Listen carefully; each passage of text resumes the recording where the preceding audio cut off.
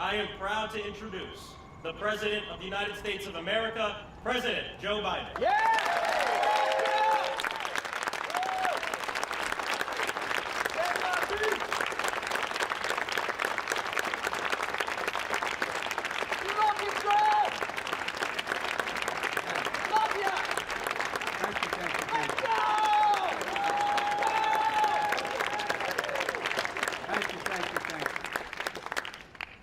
Everyone should see it except Mom and Dad. Mom and Dad, stand up. I want everybody to see the parents of this proud young man.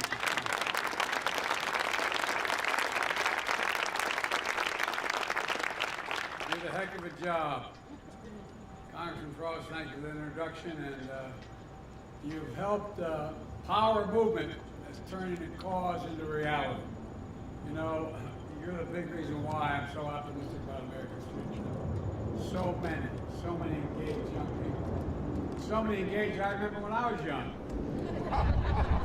We have something in common. I got elected to the Senate when I was 29 years old. The only difference was he was eligible when he got elected to take office. I had to wait 17 days to be eligible. That was 827 years ago, but it was a while. Folks, Vice President Harris, members of the Cabinet, so many members of Congress who are here, and relentless leaders on this critical issue. You know, one of the members who couldn't be here today is a really important member, Senator Chris Murphy. With Chris, who together with Congressman Frost introduced the bill, created a dedicated gun violence prevention office, and he couldn't be here today. Since the tragedy in Sandy Hook, and I remember being there, I remember that how I met with every one of the parents in it. I met with every member, every family member. What I do also remember is that I remember as we were leaving, the state police doing the investigation asked Senator to meet with me, if I could meet with him. And I said, of course I would. And I think there were about 12 to 14 of them. I walked in the room, and two of them started crying. And they said, we need help. We need help. And I looked at them, I said, what can I do? They said, we need psychiatric help. We need help. We need help. Anyone who doesn't think that these kinds of engagements have a permanent effect on young children, in many cases older their entire lives if they never had a bullet touch them, misunderstands. These are hard and tough cops asking me, could I get them psychiatric help? To all the state and local leaders and advocates from all across the country, and to the survivors and families who are with us today, many of whom Jill and I have gotten to know. And by the way, our losses may be different circumstances, but I know events like this are really hard to attend. We want to be here to promote the change, but it brings back all the memories as it happened today. I thank you, those of you who are parents, for being here, brothers and sisters for being here. It matters. You have absolute courage. You found purpose in your pain. Because of all of you here today, all across the country, survivors, families, advocates, especially young people who demand our nation do better to protect all, who protested, organized, voted, and ran for office, and yes, marched for their lives. I'm proud to announce the creation of the first ever White House Office of Gun Violence Prevention. First office in our history.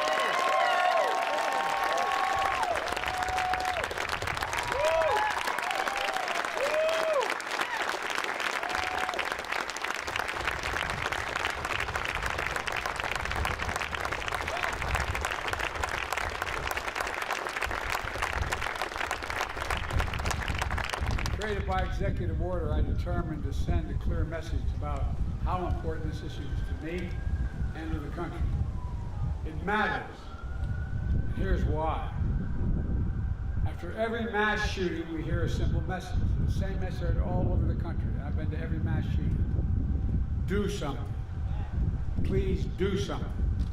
Do something to prevent the tragedies that leave behind survivors who will always carry the physical and emotional scars. Families will never quite be the same. Communities overwhelmed by grief and trauma. do something. Do something.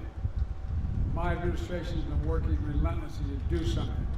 To date, my administration has announced dozens of executive actions to reduce gun violence, more than any of my predecessors at this point in their presidencies, and they include everything from cracking down on ghost guns, breaking up gun trafficking, and so much more. And last year, with your help, I signed into law the Bipartisan Safer Communities Act, the most significant gun safety law in almost 30 years. It strengthens background checks, expands the use of red flag laws, improves access to mental health services, and so much more. This historic law will save lives. It's a really important first step. And by the way, I was a guy along with a woman in California who once banned assault weapons and mobile magazines. We're going to do it again. We're going to do it again. Call to action, reason to hope. Because for so long, the conventional wisdom was we'd never get any Republicans to support gun safety legislation. But we did. For the first time in 3 decades, we came together to overcome the relentless opposition from the gun lobby, gun manufacturers, and so many politicians opposing common sense gun legislation. And we beat them.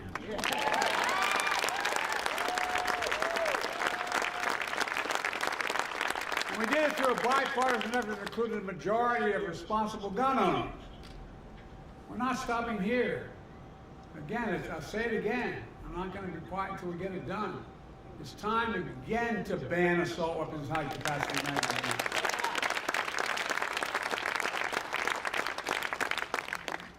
If you need 80 shots in a magazine, you shouldn't own a gun. Because look, last time we did it, it worked. We also, last time we established universal background checks that require safe storage of firearms. It's time. Yeah. It's time. Look, while we push for Congress to do more, we're going to centralize, accelerate, and intensify our work to save more lives more quickly. That's why this new White House Office of Gun Violence Prevention is what it's designed to do. It will drive and coordinate a government and a nationwide effort to reduce gun violence in America, and will be overseen by an incredible Vice President who understands this. No, really. That's not hyperbole, that's a fact. She's been on the front lines of this her entire career as a prosecutor, as an attorney general, and as a United States Senator. Her deep experience will be invaluable for this office. And Steph, where's Steph Feldman? Steph, I want you to stand up, please. Steph Feldman. You've been working on this with me since Sandy Hook in 2012. Now, she was 13 years old when she joined me, but in 2012, will serve as director of the office. The office will have 4 primary responsibilities. First, to expedite the implementation of the Bipartisan Safer Communities Act and the executive actions already announced. And I mean it. We're going to fully implement it. Second, coordinate more support for survivors, families, and communities affected by gun violence, including mental health care, financial assistance, the same way FEMA responds to natural disasters. Just like same way. We help folks recover and rebuild and all of it. Look, folks, shootings are the ultimate superstar, ripping through communities. Third, identify new executive actions we can take within our legal authority to reduce gun violence. And fourth, expand our coalition of partners in states and cities across America, because we do have partners to get more. We need more state and local help to get these laws passed locally as well. And to strengthen our laws and give us more hope.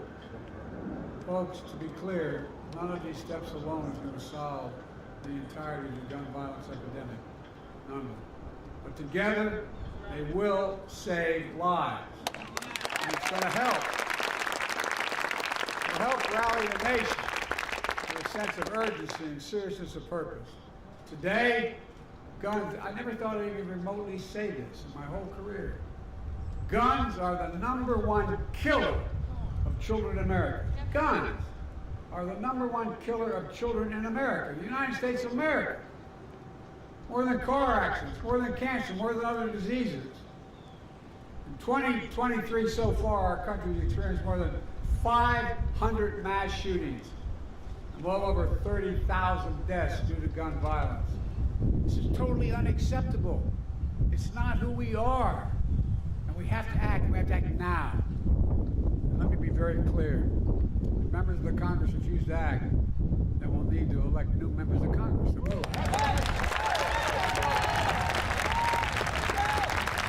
Democrat or Republican. Look, folks, there comes a point where our voices are so loud, our determination so clear, that our effort can no longer be stopped. We're reaching that point. We've reached that point today, in my view, where the safety of our kids from gun violence is on the ballot. At the end of the day, whether the Democrats or Republicans, we all want our families to be safe. We all want to go to school, houses of worship, grocery stores, gyms, malls, movies, without constant anxiety. We all want our kids to have the freedom to learn how to read and write in school instead of ducking cover, for God's sake. And it matters. So let me close with this. Earlier this summer, I was in Connecticut at a summit on gun safety hosted by Senator Murphy. 4 students impacted by gun violence who are here with us today summoned extraordinary courage and stood and shared their stories on stage. 4 of them. They each came from different backgrounds, different parts of the country, different shootings. But they shared a common singular message. And one of them summed up in just a few words, and I quote, "The deadly and traumatic price for inaction." That's what he talked about, the deadly and traumatic price for inaction. They made clear what all of you know too well. That price can no longer be the lives of our children and the people of our country. They spoke for an entire generation of Americans who will not be ignored, will not be shunned, and will not be silenced. And I